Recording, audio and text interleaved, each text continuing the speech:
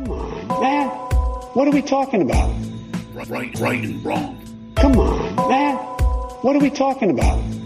Right and wrong. Corn Pop was a bad dude.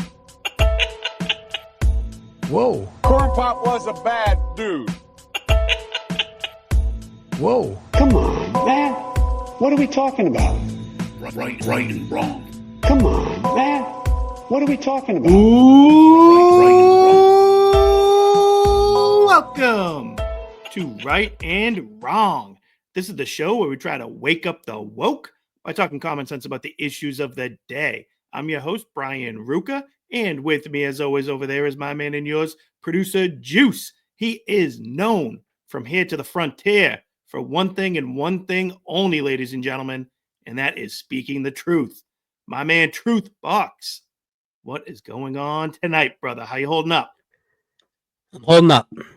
Happy to be Nice. back. Way too long this time, right? What's that, a month in between eps? Yeah, way too long. How was that though? That was a better, right? I was ready for that That one. was Knew what clean, to say again. succinct, but good. I love it. I know I Good am stuff. ready to roll. All right, perfect. So let's jump into things here. About 6 months ago, the CBS morning Sunday morning show did a segment featuring Fleetwood Mac singer Stevie Nicks. At the time of the interview, the clip started making the rounds on all the conservative talk shows, and I knew at some point I needed to bring it to our audience here. I don't want to bury the lead, so I might as well tell you from the jump here that the interview centered around Nicks's pro-abortion advocacy. She was making the rounds to promote her newly released song called The Lighthouse, which Nicks claims to have written the day after Roe v. Wade was overturned by the Dobbs decision. At the time, I remember being really disturbed by the way this woman so callously talked about abortion. I knew that I wanted to take my time to really dig into what's going on in this interview and to examine what that says about us as a people, and more importantly, what it might mean for our future. Before I play one of the clips here, I'll let you know that I was really struck by the production of this whole piece. Now, pay attention to the soft, sensitive tone by Tracy Smith as she questions Nicks. CBS also does a great job making the topic seem casual by continuing to weave a collection of hit songs from Nicks' career in and out of the conversation. Pay attention to Stevie Nicks herself. To me, she comes across as just another typical out-of-touch celebrity that has been famous for so long now that she doesn't even remember what it feels like to have her ideas questioned, never mind challenged. She speaks as if she's discovered something that no one else has ever felt or thought of before.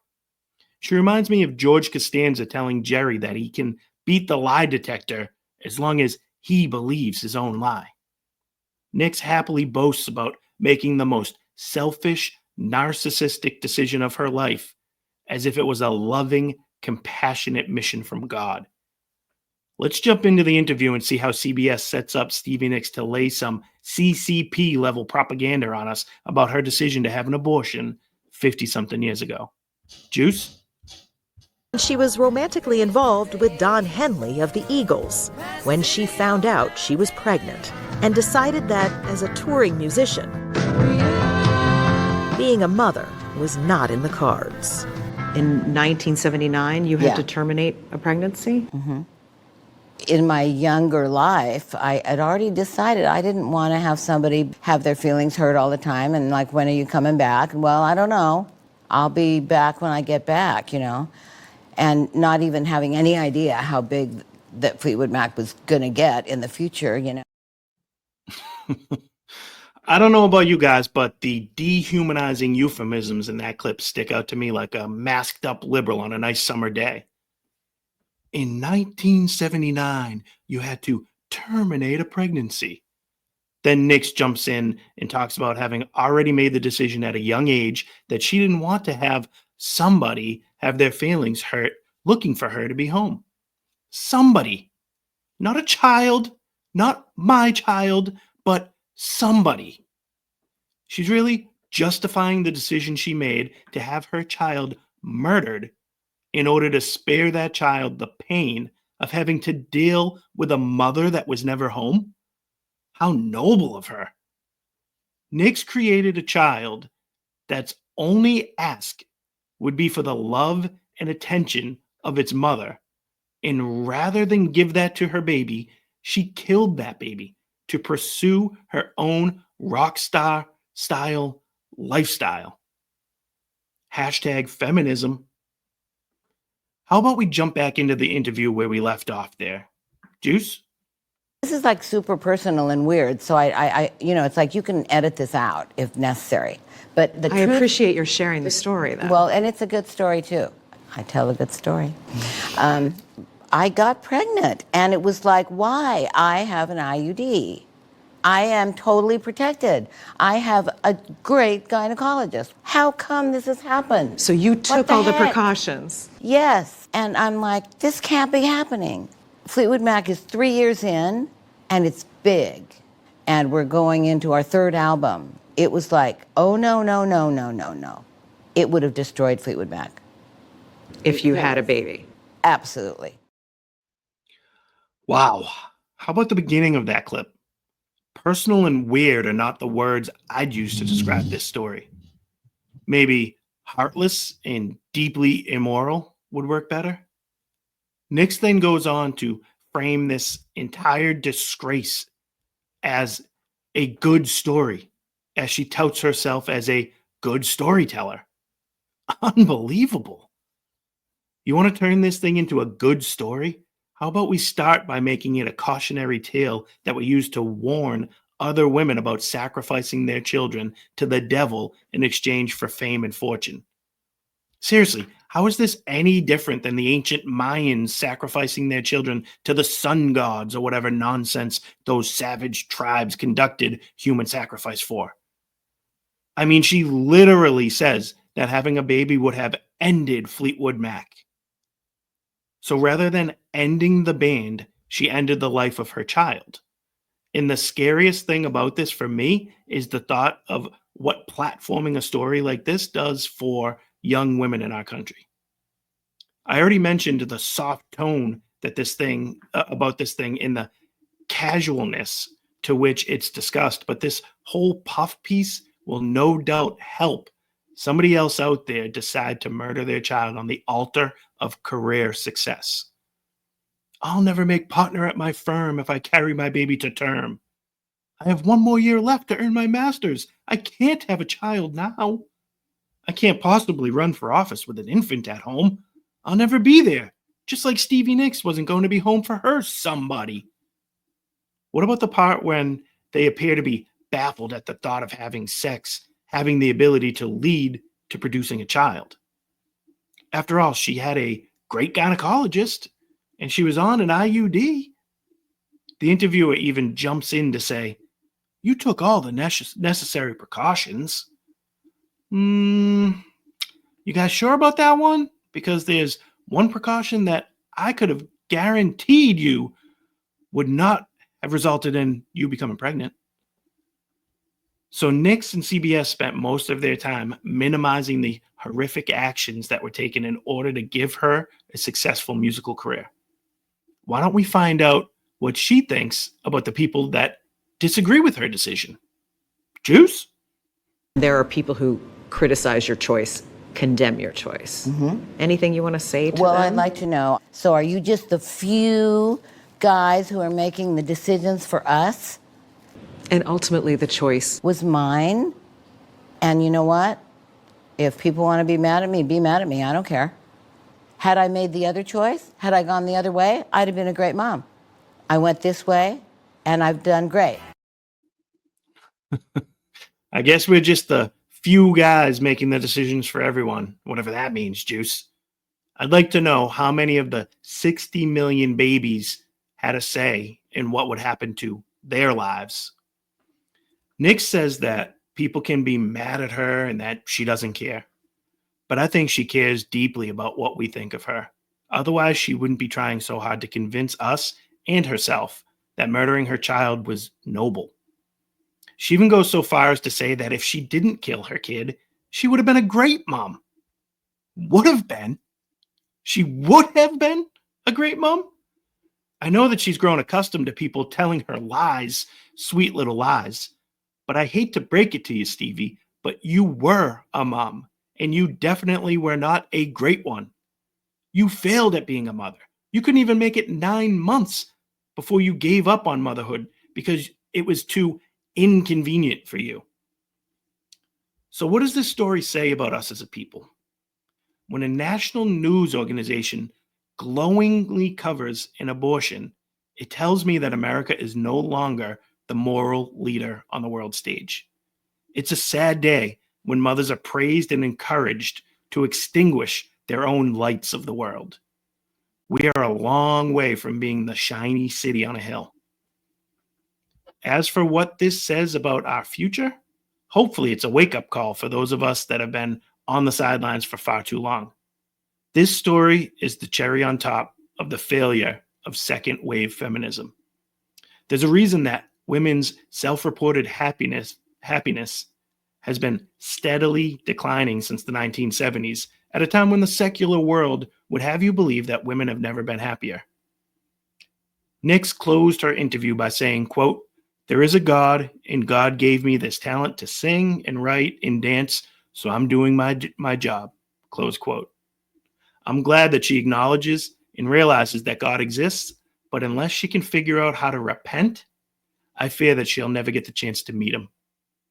And with that being said, I do believe it's time to welcome in our good friend, Mr. Ric Flair, because it is showtime, baby. Woo! Showtime! Woo! Woo!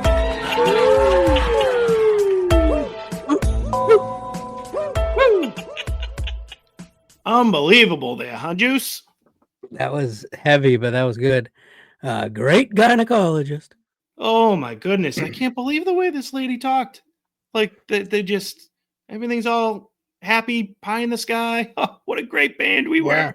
I mean, it's insane. Looks It fade really is. too, huh? Which also can contribute to some of that.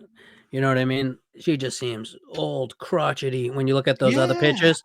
Like, Yeah. you know what I mean?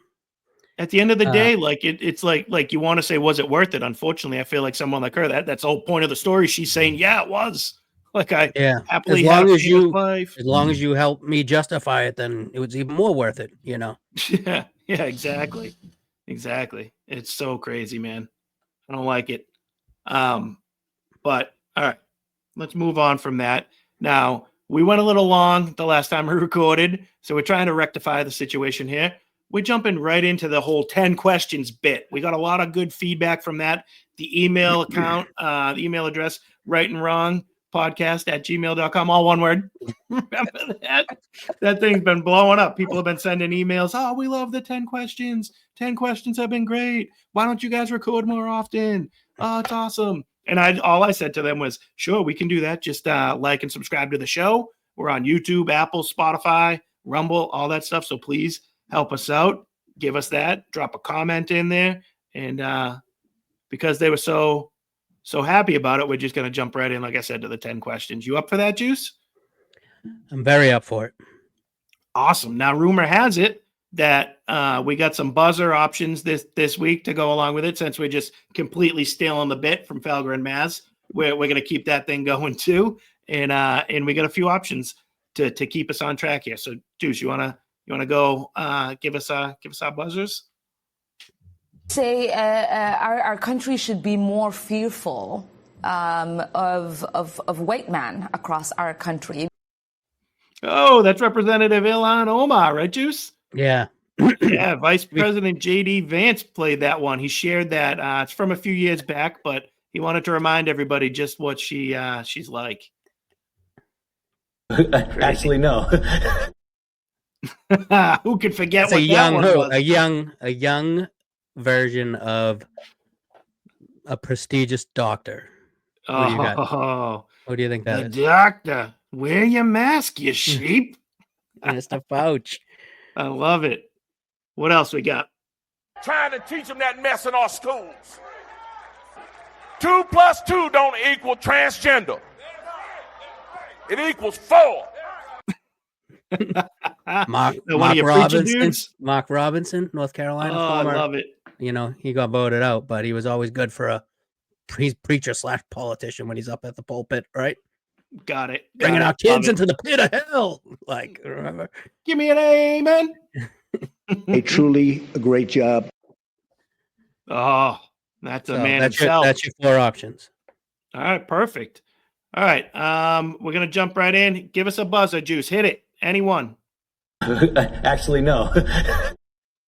Perfect. Number 10. Michelle Obama has her own podcast because every jackass seems to have their own podcast these days. Now, in this clip here, she's praising someone for having a transgender child. And while she's praising, she ends up saying something that should be right up your alley, my friend. Now, listen to the clip, to the clip, and then tell us, was this a Freudian slip or a long-awaited admission? Juice? Talk, Marlon, a bit about, just so proud of how you are being a role model for dealing with a child that's transgender. Absolutely. And that's, that warms my heart, particularly as a Black man. Would you care to? Juice? What am I? Long-awaited admission of guilt. Oh, And I'll point to one thing. yes, sir. I'm not going to link it because who knows where this will, what this will lead to for this video. Okay. But look up the Ellen DeGeneres clip. We may have played it on here before when he's dancing to Uptown Funk, right? And he's doing these. Just I'll leave it at that. Right? Something going on. A little something. Okay, in the southern region. I remember the clip you're talking about. Yeah, I mean, I'd have to say all day that's an admission of guilt. Now, we're not facts and stats guys. We tell you that all the time. So this is strictly speculation, but he just called it a kloop. So what do we know? Exactly. You know that. So, I mean, we have nothing else to go on than what the person said, and right from the horse's mouth, you heard what you heard. So, we have our opinions. You guys, let us know what you think in the comments. All right, hit it. Trying to teach them that mess in our schools. 2 + 2 don't equal transgender. It equals 4. It is. That's right, Juice. It equals 4. Number 9. You said on a recent episode. I can't do any of these. What are we doing here? You said on a recent episode that you have a nightly prayer routine with you and your family. Now, aside from that special time in prayer, what is your favorite prayer on the individual side of things, on the personal side of things? Love the question. I got a couple, not many answers here, but a couple different routes I'm going with this real quick. Okay. First off, I like repetitive prayers, right? To kind of get you in a meditative mindset, like something where, over and over, repeating something. Like the rosary. Yes, and great segue. So, right, this is a Divine Mercy chaplet. Sister Maria Faustina, the Jesus I trust in you stuff. So, like on the Our Father beads, Eternal Father, I offer you body and soul. I offer you body and soul. Body and soul. I'm doing it to you. I'm passing it body and blood, divinity and soul of your dearly beloved Son, our Lord Jesus Christ, in atonement for our sins and the sins of the whole world. Then on the Hail Mary beads, for the sake of his sorrowful passion, have mercy on us and on the whole world. For the sake of his sorrowful passion, have mercy on us and on the whole world. So 10 of those in a row, and then back to the Eternal Father. I offer you body and blood, soul and divinity of your dearly beloved Son, Jesus Christ, and atonement for our sins and the sins of the whole world. For the sake of his sorrowful passion, have mercy on us and on the whole world. And I think God is pleased when you offer up prayers for others. Because another one I fall to a lot. I mean, I think it's depending on, it's included in the rosary, but the Fatima prayer. So, oh my Jesus, forgive us our sins, save us from the fires of hell, lead all souls to heaven, especially those in most need of your mercy. So, like, hey, Lord, I'm praying for myself, but and for others, yeah. So I like those it. are some that lastly, I do a holy hour, Eucharistic adoration once a Yeah. week. Silence, maybe throw some type of petition type prayer and be quiet, sit there Yeah. with the Lord for a minute. Yeah. We're always complaining you don't get answers, right? And that is hard, to get Mhm. answers and this and that. But sometimes just be quiet and be, in the moment. I like it, man. Amen. Great job. Great job. I was gonna say I have this the prayer for charity, and you can't see it. It's all blurred out, but it's they say it at the end of the men's group thing that I talk about a lot. And I won't read the entire thing, but there's a cool part. I try and say this one in the mornings to start the day, and it definitely does not work for me. It works. It makes me. It's a good way to think, but I wish I could stick to it a little bit more. But it says, "Grant that I may seek new opportunities of doing good to others in a kindly way, seeing you, serving you in them. Place your thoughts in my mind, your love in my heart, your words on my lips, that I may learn to love others as you love me." That's like the closing part of it, and it's a great way to try to go out and see the world and interact with the world like that. Like I said, very easy to read it and to try to pray it in the morning, and then one person cuts me off on the way to work, and I'm like, it's done. I mean, that's a big part of Catholicism anyways, right? It's not just reading scripture or saying prayers. Works are very important. I think that hits on that. Yeah, good You know what I point. mean? And You're that's actually definitely an area. going out and doing something, right? And I struggle in that too, so. Yeah, good point. All right, hit it. A truly great job. Yes, he is. Number 8, failed VP nominee Tim Walz gave a speech the other day, and he told the audience that his role on the ticket was to code talk to white men. He claimed that he was there to talk football and fixing trucks while signaling to white men that it was okay to vote for a black woman that had just, in fact, fallen out of a coconut tree. This admission proves what we've already known about Dems clearly playing racial politics when picking their candidates. My question for you, Juice, is this: will they learn their lesson, or will they continue to double down with this nonsense? Will not learn the lesson. Do you remember like the day after the loss and there was, or whatever it was, maybe it was, I don't know, there was a panel, right? A panel Okay. of maybe, yeah. I know where you're going. I do. Yeah, okay. Yeah. I don't know what that event was. We can put it in the comments. But it's like, all right, who here on the panel thinks that we lost because of misogyny?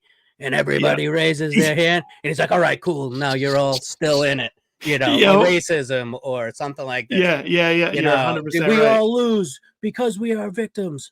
Like, yeah, so I'm like, just that's shoot like them up. fresh off a loss, and like haven't been like, hey, let's, maybe that wasn't the reason. So that's a will not learn from me, dog. Yes, absolutely. I'll piggyback with you. That's a will not learn all day, because they're just doubling down on this stuff. And it's clear, just the fact that he's willing to say that out loud, and that they like, it's a thought process, it's a formula that they follow. And that's what it was like. Okay.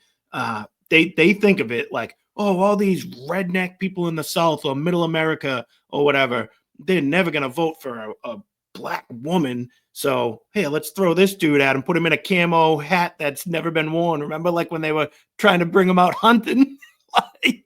And he had, like, people were saying, vouches. People who knew more about guns were like, yeah, that's not how you hold that. You don't load it that way. Like, right? Yeah, you got the wrong caliber ammo and it's stuff crazy. on his. It's because and they won't just give that to an authentic person that could appeal like that, because they hate those type of people. They've turned them off. So they don't have any options that could be an authentic, like, person on the left that could appeal to those. So it's crazy. That's it. All right, hit it. Say our country should be more fearful of white men across. Fearful of that white man we were just talking about. Yes. Number 7, if you were in charge of hiring and needed to conduct job interviews, what kind of realistic questions would you ask to ensure that you weren't hiring a crazy leftist? Okay. Good question. I have like an actual question and then kind of a hypothetical I would ask this Okay. candidate. First one is, this role requires 1 day of in-office work. Are you okay with that? Great one. Right. 1 day. 1 day a week you have to come in. Yep. Are you okay with that? That Oh, weeds out perfect. the crowd pretty quickly. And then second, hypothetical question for you, Mr. Or Mrs. Candidate, or pick your pronouns. You're picked to lead a team on a time-sensitive project. Do you A, pick the best people for the project requirements, or B, the most diverse team because diversity is our biggest strength? Ooh, I love that one, Juice. So imagine getting that asked to you, like in a thing, you'd be like, what do they want to hear here? Like, Wait, what interview right? am I at again? Or like, who is the people who Yeah, own the company that owns the exactly. company? Yeah, this dude's got blue hair, in a nose ring. This guy has American She's got flag a lapel pin though, so yeah. Oh, that's awesome. Great C, job. I like C, that. none of the above. Yes. Can I choose to just do all the work from myself because I just I'm an overachiever. Let everybody put their name on the project at the end after you do Yes, it. exactly. That's awesome. I don't have any good ones like that. Personally, the only people I ever interviewed, it was like bartender, waiter positions. So I was kind of looking for personality and, all the boring type of questions you would normally ask, like you had a sheet to follow. But the one that I personally liked to ask was, what's your favorite movie? And I just think that gives you a glimpse into someone's personality. And honestly, like if I was working in the job I'm in now and interviewing someone there, I would still try and do that because I do think it's kind of a way someone's not expecting that. Someone's not, prepping for Yeah, that. does You're like going to catch Coyote the Ugly get you natural. hired? No, not to me. I don't think I would be like, what? Wasting liquor and stuff. No, Yeah, remember no they would way.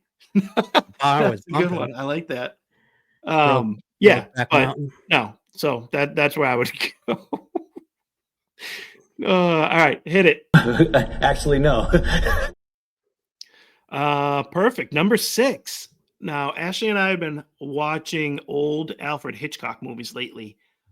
What is your favorite Hitchcock movie? And if you're not big into Hitchcock, if you don't have a bunch under your belt, the audience knows that you're a big John Wayne guy. So give us your favorite one from Mr. John Wayne if you can't do a Hitchcock. Hitchcock, only one I could is The Birds. A Hitchcock, that's all I could think of. Yep. But I'm gonna go with the Wayne option. Go with the what do they call it? Like in a different question. I'm going Rio Bravo, El Dorado, and then The Searchers. I know you asked for one, but Okay. Maybe you told me about Rio Bravo before. Yeah, I like that one a lot. Nice. But yeah, what are your Hitchcocks or Wayne? Great stuff. Hitchcock. I don't have any Waynes really under my belt, so I need to brush up on that. But Hitchcock, I would say Vertigo has been my favorite one so far. That's Jimmy Stewart stars in that one. He's awesome. Yeah, we watched another one. I'm gonna finish it up when we finish recording tonight. But another one starring Jimmy Stewart that I was into last night called Rear View, something like that. But maybe Rear View. I don't know. One. Yeah, and then to combine, but Vertigo was great. Yeah, I'll definitely check that. And to combine the two topics, how about a Wayne and Stewart movie? The Man Who Shot Liberty Valance. All right, I love that one. That movie's phenomenal. Yeah, good stuff. All right, awesome. Hit it. A great job. All right, Juice. Pope Francis died on Easter Monday. God rest his soul. Now, I feel bad because I respect the position he held as a leader of the church, but I'll admit that I wasn't always a fan of the job that he personally did. We have no clue who the next pope will be or who those options really are, but I ask you, Juice, as they gathered today for the conclave, what kind of qualities and actions are you looking for from the next pope? Yeah, I've been paying attention to this a bunch, and I've also mentioned that I agree in watch Sunday sermons, or he puts like 12-minute Sunday sermons on YouTube. I'm a big fan of Bishop Barron. Okay. And it was a YouTube short that I thought summed it up for me, or like gave me more, helped me formulate an opinion, because Okay. I don't really know what I'm looking for in a pope, but I know I'm looking for less, kind of stay out of the way. So this kind of Gotcha. sums it up for what I'm thinking. I wouldn't entirely mind a quiet papacy. I go back to John Henry Newman. I'm very indebted to Newman. Yeah. And Newman felt that the Pope's job is to adjudicate disputes. The life of the church goes on, liturgically, theologically, and its social service to the poor and all that. And the Pope is there kind of quietly to adjudicate disputes when they come to him. His job for Newman was not to be so involved in everything himself. It was to let the church live, and he would adjudicate the way an umpire or a referee might. I wouldn't entirely mind maybe a quieter Something a bit more low-key. Yeah, that sort of allows the life of the church to unfold, but plays that role of unifier and adjudicator of disputes. Yeah, so like, are we going to allow abortion and gay marriage? Pope says, nope. All right, good call, Blue. Thanks, right? The umpire. Yep. There you go. I like that. Yeah. That was a good way to You know sum what it I up. mean? Like, we have enough bureaucracy in everything. Yeah. Just someone who's there as the spiritual father of the church on earth, as well as, hey, any of the big things, bring it up to the CEO and we'll help you work this out. There's something calming to that thought too, of like not having to like inject into everything. Just kind of sit and let things unfold, like quiet, like do your thing, like, be the leader. And then, if something comes up, like rule on it, basically, kind of like, and it kind of piggybacks into what I was thinking was my thing is I want someone who's going to have clarity. Like the thing I didn't like about Pope Francis was it was very like kind of mystique-ish in the way whatever he said would be interpreted by all different sides of the aisle. He didn't quite, what did he really mean? Like, just say what you mean, like, and say it clearly and distinctly. And I want a pope who's going to be committed to upholding traditional church teachings. So that's kind of where my mind's at on it. Yeah. All right. And I think that's a truly great job. That a boy. I love it. Judge Hannah Dugan was arrested recently because she allowed an illegal criminal to slip out the back door of a courthouse to avoid being arrested by ICE. The same thing happened here in Boston back in 2018, and ultimately the judge is set to face a judicial review board where she will hopefully be disbarred. Should these judges face criminal charges, or is disbarment enough of a punishment, Juice? Not enough of a punishment, and I say that's like my simple answer. Okay. Charges and whatever else we can do. But I think there's almost like a slight, like if this person is guilty of any type of violent crime, anything to do with children, I mean, like, we're not backdooring this at all. But I think maybe like if I might not be if it's a state thing and federal, I might not have been the first to cooperate with a Biden White House or their branches of government. So I'm not letting them out the back door and being like, hey, Mr. Shady, but like I might not be officially turning over either. Mm-hmm. I think it depends on the type of, like, anything. I assume these are big deals because it made. But if it was somebody with a speeding ticket, you know what I mean? Yeah, it might be like, hey, you're in trouble here in my state, but I won't call ICE on you today. Yeah. But if they snatch you up at the front door because they know you're in here on a charge, so be it. You've already committed a crime, federal crime as well. See, it's for me. I know you're disbarring throwing the book that they had. Yeah, throw the book. Throw the book. Their own book, right? Their own book. Yes, exactly. Exactly. Now I understand. I completely understand what you mean, and I reasonably can get behind that. Like, obviously, it's a little nuance, but rape of a child. Yeah, I'm turning them over. Parking ticket. It's kind of like, hey, they're my people don't like this administration. I'm not gonna, Yeah. you know No, what I no, I mean? know, I get it. But Go overboard with to help. these, so with these ones in particular, it was like literally like I showed up there and Oh the my judge God! And knew they're they were there to get them, and they were like, "Oh yeah, wait here for a sec." And I'm stand like, behind these two court officers as you shuffle. yeah, No, yeah, dude, we're not yeah. doing that. So But like I'm that's also, I always absurd. thought you're saying like, hey, we got this guy coming in, No, no, no, no. So they which I think that literally is like what should be knew. happening. Yes, of course it should be. But no, these They're like, people. hey, So, take so these glasses with a nose and a big mustache, put these on. and go out that way. Yeah. Oh, it's unbelievable. So yeah, and I say throw the book because it's more so not even to completely punish these people who I think they should be punished anyways, but it's more to set the tone and prove the point for anybody else who would think to try to do this as well, and maybe make them think twice. So that's where the throw the book mindset comes from. All right, hit it. Say our country should be more fearful of white man across our country. Say. Oh boy! All right, 73-year-old Bill Belichick and his 24-year-old girlfriend Jordan Hudson have been all over the news for the awkward interview he did with CBS last week, where Jordan's presence as his publicist loomed large over the interview. Awkward. No, exactly. What are your thoughts on this relationship? Will it end well? And how annoying is it that her name is Jordan, D-O-N, instead of D-A-N?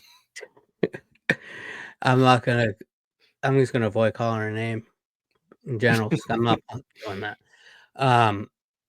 Two consenting adults, age is just a number, blah blah blah blah blah. A 50-year age gap is totally inappropriate. Okay. Very inappropriate. Like, and no, it's not going to end well. This isn't like either we didn't know Belichick for the last whatever amount of years, 25 plus, whatever, however old you are to remember him, or or this isn't going to end well because now he's doing yoga poses on FaceGram. You see it? He's holding her up with the thing on her. Horrible. She made him do that, obviously. Same as she said in the interview. We're not discussing that. This isn't. It's inappropriate to begin with. So, like, I think it doesn't have. It's not. Have a good mojo to the relationship to begin with because it's wrong on just outright, and then that on top of it. Like, this is crazy. Brutal, and it's gonna kill his career and stuff too. She's already causing heartache for. I mean, not heartache, but she's already causing headaches for him. She's just bad, and it's definitely not going to end well. And she'll be dating a Tar Heel by the end of the season. Yeah, it's completely disgusting. I don't understand how anybody could be into that. Like me and my wife are the same age. I have 6-7 months on her. I know your wife is like what 4 or 5 years older than you. Yeah. I'm 4 just or 5 kidding. months. But like the thought for me, I'm 40 years old, and I'm like, I there's girls in their mid-20s that I work with, and just the references they make, like pop culture references, the songs, I'm clueless, and they're clueless at when I make jokes about stuff. Like, it's hilarious to see, like, oh wait, they've never watched Seinfeld before, or like, whatever. I can't imagine what it would be like being 73. He's making an Archie Bunker joke, and she's sitting there like talking about iCarly or something. I don't know, or SpongeBob or something. Like, well, I just all of my stuff would be gone. I wouldn't have anything to talk to her about. Like, what would you do? I don't get it. And I can't, like, I say, like, from a 20-something-year-old to a 40-year-old, like, just you stop caring about stuff, like, especially what people think about you. I couldn't deal with all of the drama that came with dating a 20-something. No way. Like, it's ridiculous. 73-year-old curmudgeon. He goes, with her. I'm gonna lay in the sand, get all sandy in my trousers, probably. And you're gonna do what? You're gonna do an airplane over my. And that's also like something that I know it's like maybe a yoga thing, but that's also something that a grandfather or father does with their child. Play an airplane. Good point. been there, done that with my kids on the floor, in Yep. the living room. That's so. Oh, it's crazy. All right, hit it. Actually, no. Now, when I looked up that Stevie Nicks interview on YouTube, the site had a disclaimer at the top of the page. Just from, I think I Google's, not Google, it was YouTube. Who I guess they are Google, right, Juice? Like Google owns them. Company, Alphabet. I don't know. So I typed it into the search bar, like Stevie Nicks abortion story, because We love YouTube. And this message was on top of it. Abortion health information, National Library of Medicine. An induced abortion is a procedure to end a pregnancy. It can be done two different ways: medication abortion, also called medical abortion, and procedural abortion. An induced is different from a spontaneous abortion. That is the loss of a pregnancy before the 20th week of pregnancy. It is more commonly known as a miscarriage. And that's it. That's the end of it. 2 questions for you. Why does YouTube feel the need to include that message? And does that stupid message clear anything up about what an abortion is? I know it's 2 questions, but I think it's the same answer. They do it to purposely muddy it up. You know what I mean? To make this so it's confusing, and it's not like abortion is killing a baby, or going too very much on one side, you know what I mean? Or telling the truth.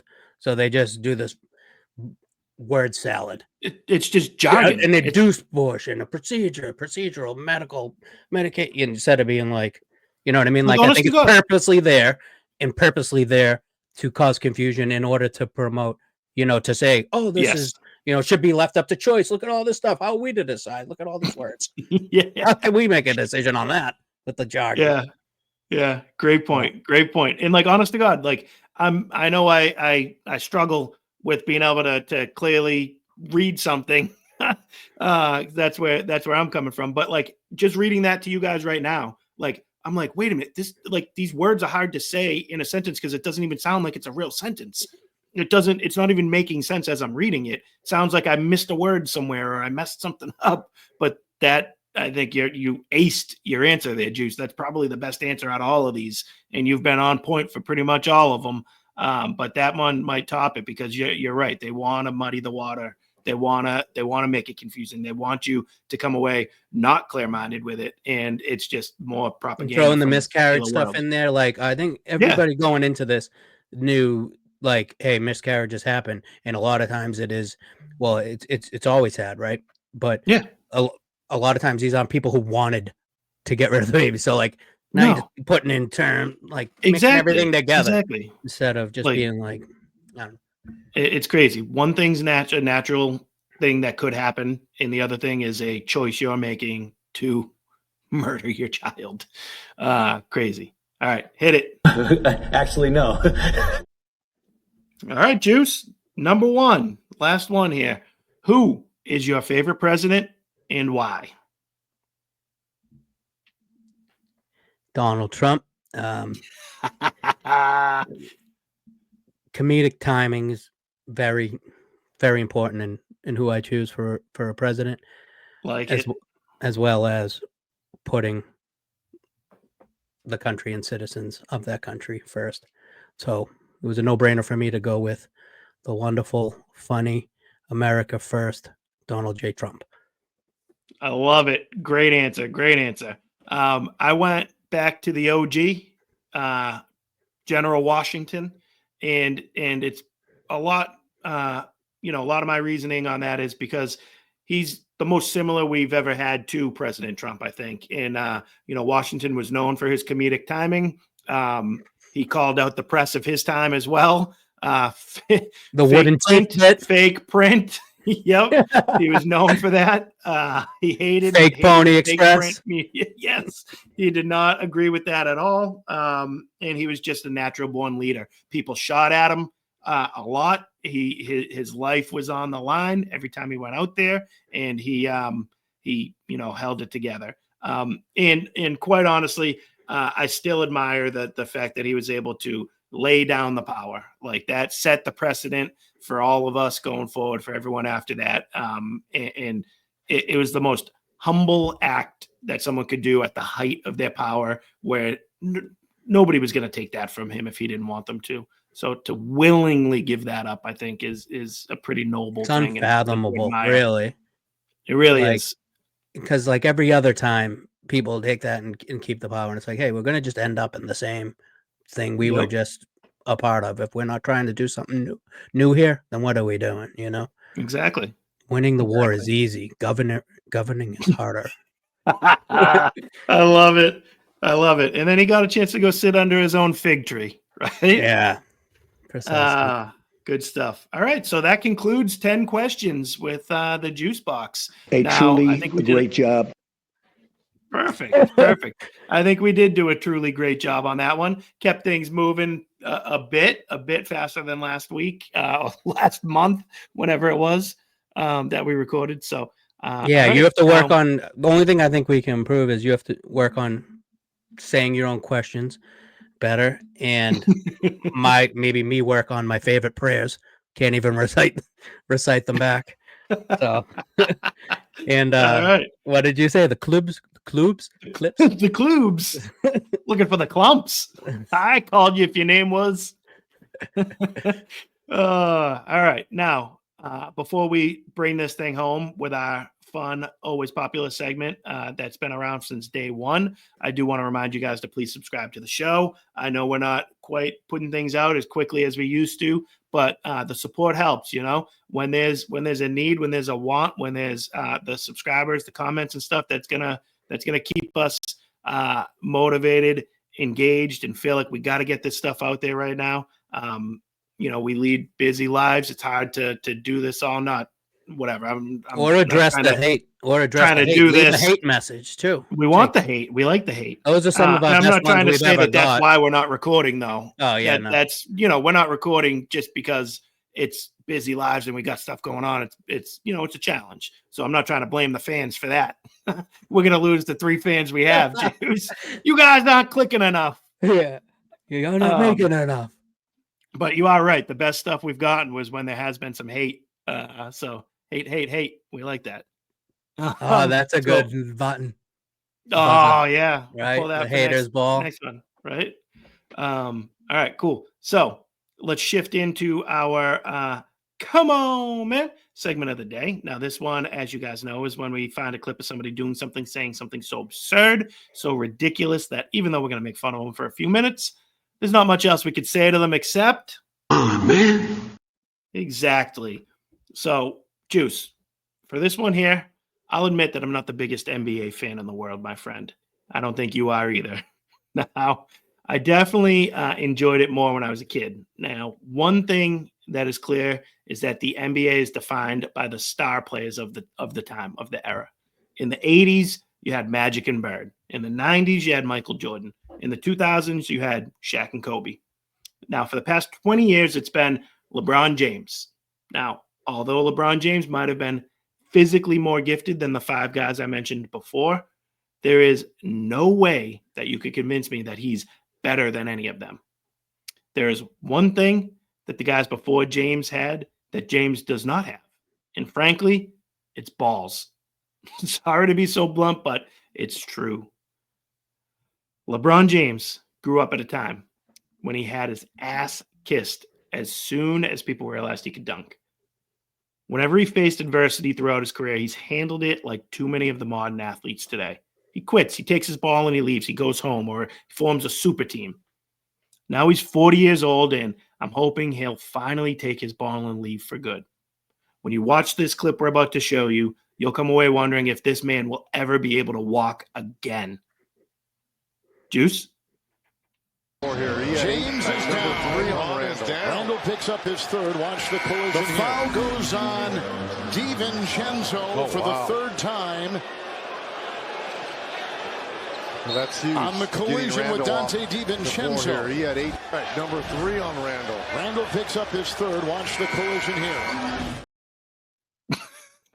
I mean, is he going to be okay, Juice?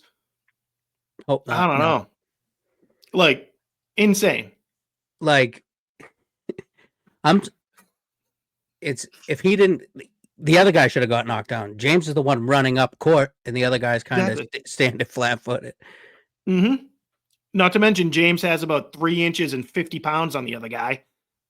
Yeah, and that wouldn't have happened in the other, in the 80s and 90s, like, because people will call you out for it. Now that's a good play. No, absolutely, that's the whole league does that now.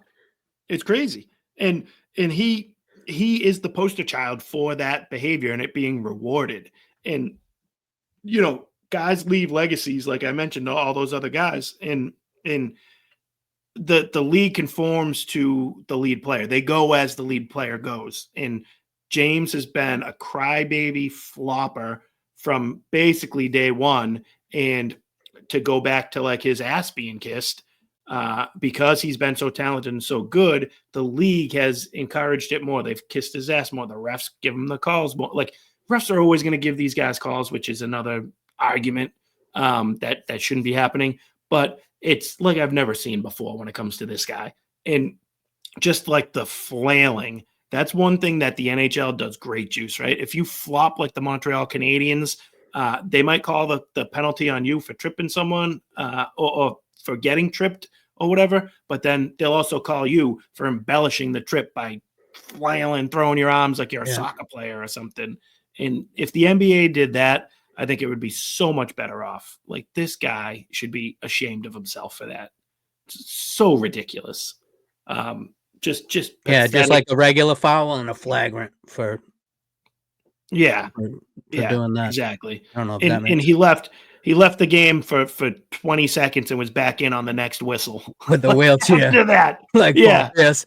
Oh my god. Like, crazy. So enough of that stuff. Like, you don't need it. The league doesn't need it.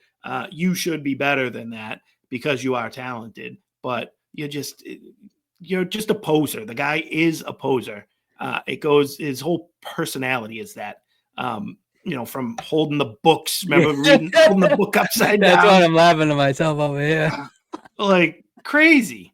And that's like, right? I'm planning on starting it soon. Like, I don't know if that ever happened, but you know what I mean? Like, crazy. It was one he hasn't read. Like, why bring out a book to the presser? No need at all. It was the best of times. It was the worst of times. Oh, it's brutal. All right, Juice, you got any more to add to this flop machine? No. All right, good. So that was that, guys. We just wanted you guys to know LeBron James will survive. I guess he is going to make it. And, who knows? I'm sure he's going to be back next year. So we'll be able to find another one like this next year for you. And I guess since that's all I got on that, Mr. LeBron James and everybody else in the NBA who flops, you have earned yourselves one big fat classic. Come on, man. And that is the show tonight, ladies and gentlemen. Thank you guys so much for joining us. Again, please subscribe to the show, YouTube, Apple, Spotify. Share it with a friend. Tell someone you know about it. We'd love to engage and hopefully continue to grow the audience. Leave some hate speech. Yep. Yeah, we love it. Good stuff. All right, Juice. Great to see you, my man. Yeah, good time. Love the questions. Awesome. Keep them coming.